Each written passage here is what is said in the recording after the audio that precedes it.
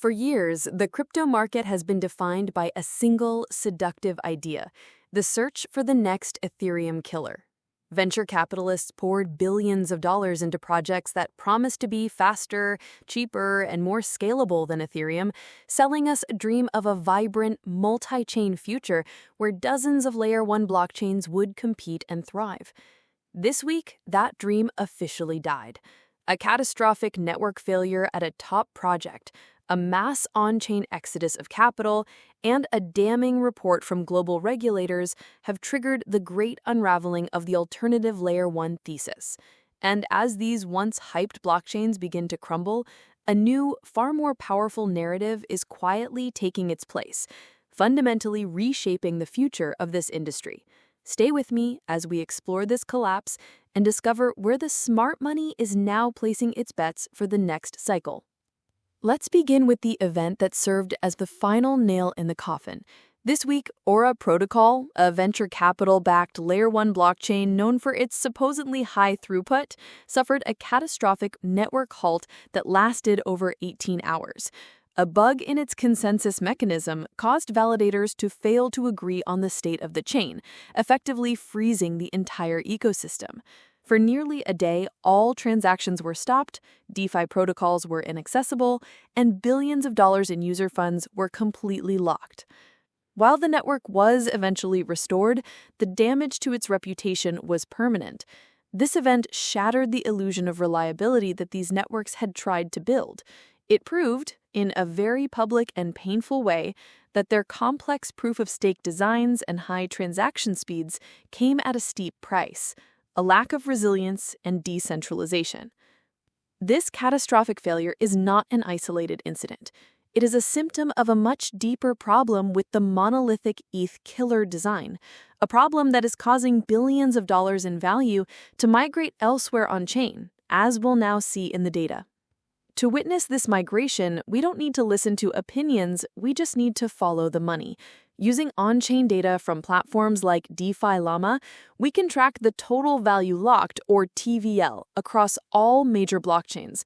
TVL represents the amount of capital deposited in a chain's DeFi ecosystem, and it's the ultimate measure of user and developer trust.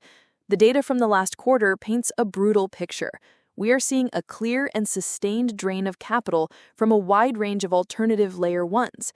In stark contrast, the Ethereum Layer 2 ecosystem, networks like Arbitrum, Optimism, and Base, has seen its collective TVL remain resilient and even grow during the same period. This is not just random market volatility. It is a quantifiable mass exodus of capital and developer activity. Users are abandoning the broken promises of cheaper, faster Layer 1s and are returning to the proven security and stability of the Ethereum ecosystem, accepting the use of Layer 2s as the long-term scaling solution. This exodus of capital and trust, triggered by events like the Aura network halt we just discussed, is leading the smartest developers to abandon the ETH killer approach entirely and embrace a new, more sustainable model for building applications. This brings us to the new paradigm, the rise of the app chain thesis. The smartest builders in the space have realized that trying to build one blockchain to compete with Ethereum is a losing game. The new, more powerful idea is for applications to launch their own specific, customized blockchains. The most prominent example of this is YDX, one of the world's largest decentralized exchanges. After originally building on an Ethereum Layer 2, YDX made the monumental decision to launch its own sovereign blockchain using the Cosmos SDK. Why? Because it gives them ultimate control. On their own app chain, they can customize every aspect of the network's performance to optimize for trading. They are not competing with NFT mints or MEMECOIN transactions for block space. Furthermore, they capture 100% of the value they create, as transaction fees are paid in their native token, not ETH. This shift from building on a general-purpose blockchain to building as your own specific blockchain is the future for high-value applications. It offers sovereignty and better economics. This shift towards specialized blockchains is part of a broader flight to quality in the market. And as capital flees the collapsing Alt L1 narrative, it isn't just going to Ethereum's L2s. Much of it is flowing back to the original, most secure asset in the entire space. This leads us to the quiet resurgence of the king. We may be witnessing the dawn of a new, prolonged Bitcoin season. This is a market phase where Bitcoin's price and, more importantly, its market dominance rise significantly while the vast majority of altcoins stagnate or bleed value against it. The evidence is mounting. The launch of the Ethereum ETFs was lackluster, failing to pull capital away from Bitcoin as many expected. The ETH killer narrative is dying, as we've seen. This is causing a massive consolidation of capital back into Bitcoin. There is a clear psychological shift happening. In times of high uncertainty and after multiple competing narratives have failed, investors shed their riskiest positions. They sell their speculative altcoins and seek the relative safety, deep liquidity, and proven security of Bitcoin. It becomes the ultimate safe harbor within the volatile crypto seas. The collapse of the ETH killer blockchains is a primary catalyst for this new Bitcoin season. The capital that was once spread across 100 different risky experimental bets is now consolidating back into the market's one true reserve asset. This flight to safety is even being validated by the world's most powerful financial institutions. This week, the Bank for International Settlements, often called the central bank for central banks, released its annual report on the digital asset landscape. The report was groundbreaking. It offered high praise for Bitcoin's transparent, simple, and battle-tested security model provided by its proof-of-work consensus. In sharp contrast, the report issued a stark warning about the unproven security models and significant centralization risks present in many of the newer proof-of-stake Layer 1 blockchains.